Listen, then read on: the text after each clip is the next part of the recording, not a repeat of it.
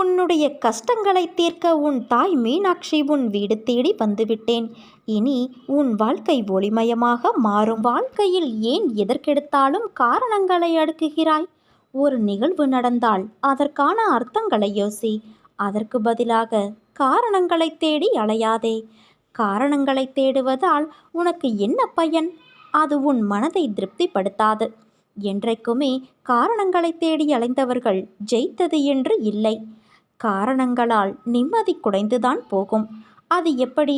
நிகழ்வுக்கான காரணங்களை அறிவது நிம்மதியை பாதிக்கும் என்றுதானே கேட்கிறாய்? காரணங்கள் மூலம் ஏன், எதற்கு, எப்படி, எதனால், எவ்வாறு என அனைத்திற்கும் பதில் கிடைக்க வேண்டும் என்று தோன்றும். அப்படி இருந்தால் முடிந்த நிகழ்வின் பக்கங்களாய் காரணத்தை பற்றி மட்டும் யோசித்து அதையே நினைத்து கொண்டு அதே பக்கத்தில் முடிக்கப்படாத எழுத்துக்களாய்த்தான் உன்னால் வாழ்க்கையில் இருக்க முடியும்.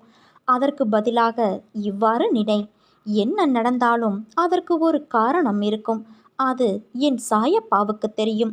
எனக்கு எது நல்லதோ அதைத்தான் சாயப்பா என்னிடம் சேர வைப்பார் என்று உன் சிந்தனையை ஒருமுகப்படுத்தினால் நிச்சயம் நீ வாழ்வில் வெற்றி காண்பாய். உன் மனதில் உன் நிம்மதி தொலைய காரணம் எப்பொழுதும் ஏதாவது எண்ணங்களை நீ உன் மனதிலும் புத்தியிலும் அசை போட்டு கொண்டு இருக்கிறாய். அவை மெல்ல மெல்ல உன்னை ஆக்கிரமிப்பு செய்து உன் நிம்மதியை வாங்குகிறது. உன் குணநலன்களை ஒரு விஷயம் பாதிக்கிறது என்றால் அது உன்னை ஆளப்போகிறது என்று அர்த்தம். அதை வெட்டி சாய்த்துவிடு. நல்லதை நாம் தண்ணீரை ஊற்றி வளர்க்கலாம். ஆனால் கெட்டது என தெரிந்ததை முதலில் கிள்ளி எறிந்து அடியோடு எடுத்துவிட வேண்டும். உன்னையும் என்னையும் யாராலும் பிரிக்க முடியாது. உன் அன்பின் மீதும் பக்தியின் மீதும் எந்த குறைபாடும் இல்லை. அது தூய்மையானது. குதர்க்கமான எண்ணங்கள் தான் உன்னை பதற வைத்து கலங்க வைக்கிறது. அதை நிச்சயம் உன்னிடத்திலிருந்து நான் வெளியேற்றுவேன். அப்படி அது உன்னை பதற வைக்கிறது என்றால் ஒரு நிமிடம் அன்னையே, என்னையும் என்னை சுற்றியுள்ளவர்களையும் நிம்மதியாய் வாழ வைத்து அருள் புரியுங்கள் என்று நீ நினைத்து கொண்டால் அமைதியாக அந்த குதர்க்கம் உன்னை விட்டு அகன்று போகும். உன்னிடத்தில் உன் அன்னையான நான் எப்போதும் இருப்பேன். என் அருளும் ஆசிர்வாதமும் எப்போதும் உனக்கும் உன்னை சுற்றியுள்ளவர்களுக்கும் உண்டு. ஜென்ம ஜென்மமாய் நான் சுமக்கும் என் உயிர் நீ. உன் அம்மாவாக அப்பாவாக என்றும் அரவணைத்து என் இதயத்தில் வைத்து வாழ வைப்பேன். ஒரு குழப்பத்திலிருந்து உன் மனம் வெளிவருகிறது. ஆனால் மீண்டும் வேறொரு குழப்பத்தில் சென்று மாட்டிக்கொள்கிறது. வாழ்க்கையில் நிகழ்வுகள் தொடர் சங்கிலியாக நிகழ்ந்து கொண்டே இருக்கும். என்னை நம்பி இருக்கும் உன்னை ஒவ்வொரு பிரச்சனைகளிலிருந்தும் நான் அடுத்தடுத்து விடுவித்து கொண்டுதான் வருகிறேன். ஆனால் உன் மனம் ஒன்றிலிருந்து மற்றொன்றை கண்டு குழம்பி தவித்து போகிறது. நீ என்னை சார்ந்தவன், என்னை மட்டுமே சார்ந்தவன். ஒவ்வொரு அடியிலும் நான் உன்னை கவனித்து கொள்ள வேண்டியிருக்கிறது. உனக்கு என்ன நேரும் என்பதை நான் மட்டுமே அறிவேன். உன்னை கரையேற்றும் பொறுப்பை நான் தான் வகிக்க வேண்டும். என்னை விட்டால் உனக்கு வேறு யார் இருக்கிறார்? திட்டம் போட்டு வாழ்பவனுக்கு அவன் திட்டம் மட்டுமே துணை. எந்த திட்டமும் இல்லாமல் வாழ்பவர்களுக்கு உன் தாய் மீனாட்சி நான் மட்டுமே துணை. உன் வாழ்வில் பிடிமானம் ஒன்றும் இல்லை என்றாலும் என்னை நம்பி மாற்றம் வரும் என்று நீ வாழ்கின்றாய். அதை உன் அன்னையான நான் அறிவேன். உன்னை நான் கைவிட மாட்டேன் என் தங்கமே. உனக்காக பல்வேறு வாய்ப்புகள் காத்திருக்கின்றன. இந்த பூமியில் உன்னுடைய பங்கு மகத்தானது. நீ சாதிப்பதைக் காண நானும் ஆவலாய் இருக்கின்றேன். உனது எண்ணங்களானது காற்று அடங்காதவாறு அங்கும் இங்கும் சுற்றி திரிகிறது. அதை நீ அடக்கி நேர்முகப்படுத்தினால் போகும் பாதையும் சேரும் இடமும் நல்லதாய் அமைதியான நிம்மதி தரும். வாழ்க்கையில் வேண்டாத விஷயங்களை தூக்கி கொண்டு நடக்கிறாய். பிறகு எனக்கு ஏன் இந்த சோதனை என்று புலம்புகிறாயே? உன்னுடைய எண்ணங்கள், யோசனைகள், அணுகுமுறைகளை மாற்று. உன் வாழ்க்கை அழகான பூங்காவனமாய் மாறும். உன் எண்ணங்களை பொறுத்தே உன் வாழ்க்கையும் உள்ளது. எண்ணங்களும் யோசனைகளும் உயர்நிலையில் இருந்தால்தான் உன்னால் வாழ்க்கை பந்தயத்தில் ஜெயிக்க முடியும். உன்னை ஜெயிக்க வைப்பது என் கடமை. உன்னோடு எல்லா நேரத்திலும் உன் அன்னையான நான் இருப்பேன். உன்னை ஏளனமாக பார்த்து நகைத்தவர்கள் முன்னிலையில் கொடியாய் நீ உயர்ந்து நிற்கப் போகிறாய். நீ நிம்மதியோடும் மகிழ்வான மனநிறைவான வாழ்க்கையை வாழப்போகிறாய் என் தங்கமே. மரங்கள் வளர்ந்து இலைகளால், காய்களால், கடிகளால், பூக்களால் இருக்கும் மரத்தை ரசிக்க யாருக்குத்தான் பிடிக்காமல் இருக்கும்?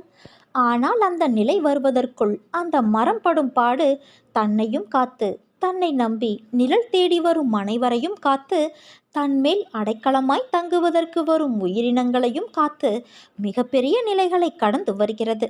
அப்படி இருக்கையில் மனிதன் தன் நிலையில் வெற்றிகரமாய் நின்றிட எதிர்கொள்ள வேண்டியதும் கடினமாகத்தான் இருக்கும்.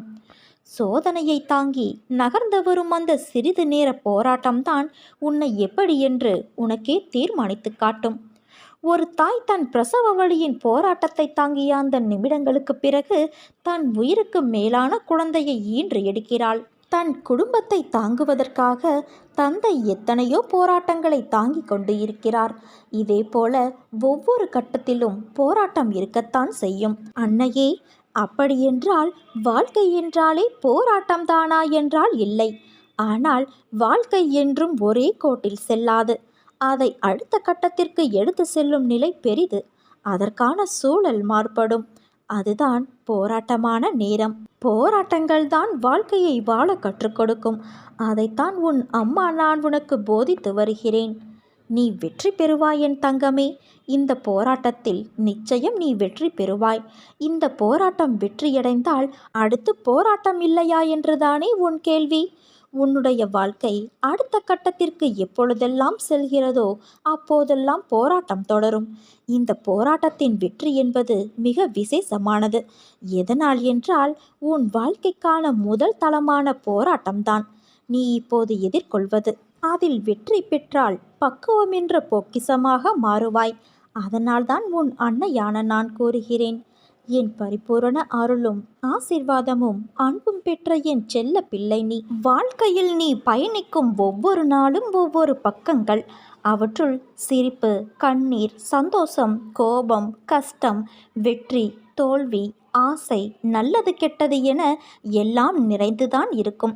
அந்த பக்கங்களில் நீ மட்டும் இடம் பெறமாட்டாய்.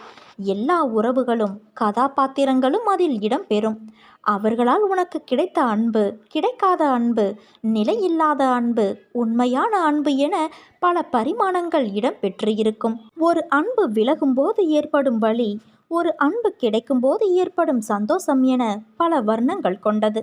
இவற்றையெல்லாம் அனுபவிக்க விரும்பவில்லை என்றாலோ, அனுபவிக்க விரும்புகிறேன் என்று சொன்னாலோ இவை ஒன்றும் உன் கையில் இல்லை.